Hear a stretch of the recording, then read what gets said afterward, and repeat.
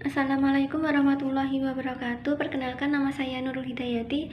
Saya dari kelas PGMIC. Saya di sini akan menyampaikan tentang daur air.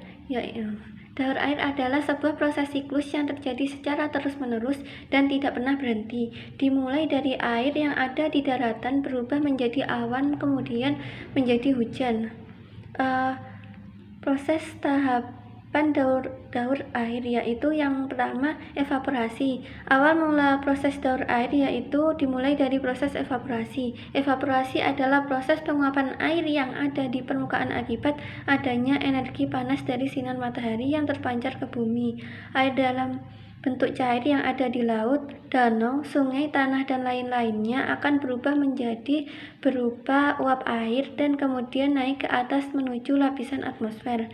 Semakin besar energi panas sinar matahari yang terpancar ke bumi, maka laju evaporasi akan semakin besar pula.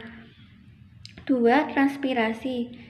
Selain berasal dari sumber air langsung, proses daur air dari penguapan dari permukaan bumi ini juga dapat terjadi pada jaringan tumbuhan yang disebut dengan istilah transpirasi. Proses transpirasi ialah dimulai dari akar tanaman yang menyerap air dan mengedarkannya ke daun untuk proses fotosintesis. Kemudian air dari hasil proses fotosintesis ini dikeluarkan oleh tanaman melalui stomata sebagai uap air.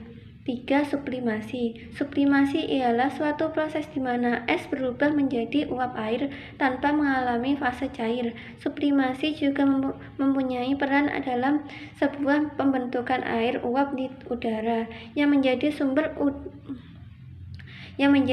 utama air. Dalam proses sublimasi adalah lapisan es dari kutub utara, kutub selatan, dan es di pegunungan. Proses sublimasi ini lebih lambat dari proses penguapan. 4. Kondensasi. Pada saat air di seluruh permukaan bumi berubah menjadi uap air, maka ia kemudian akan naik ke atas menuju lapisan atas atmosfer. Pada ketinggian tertentu, uap air berubah menjadi sebuah partikel es yang berukuran sangat kecil akibat dari pengaruh suhu udara yang rendah.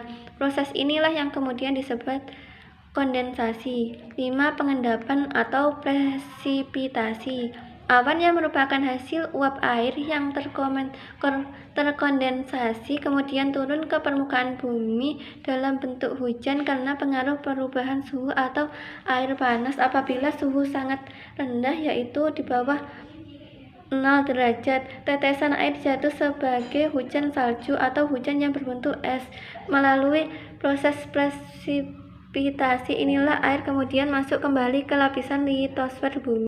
6. Limpasan. Limpasan adalah merupakan sebuah proses di mana air mengalir dan berpindah tempat di atas permukaan bumi. Air bergerak dan berpindah dari tempat yang lebih tinggi ke tempat yang lebih rendah melalui saluran-saluran seperti sungai dan got hingga kemudian masuk ke dalam danau, laut, dan samudera. Pada proses limpasan ini, air masuk kembali ke dalam lapisan hidrosfer. 7. Infiltrasi. Setelah hujan turun, tidak semua air mengikuti tahap limpasan di atas. Beberapa di antaranya meresap ke dalam bawah tanah. Air tersebut akan merembes ke bawah dan menjadi air di dalam tanah. Air yang masuk ke dalam tanah ini disebut air infiltrasi. Melalui 7 tahapan atau proses di atas itulah Allah menciptakan air melalui proses daur air yang berlangsung secara terus-menerus.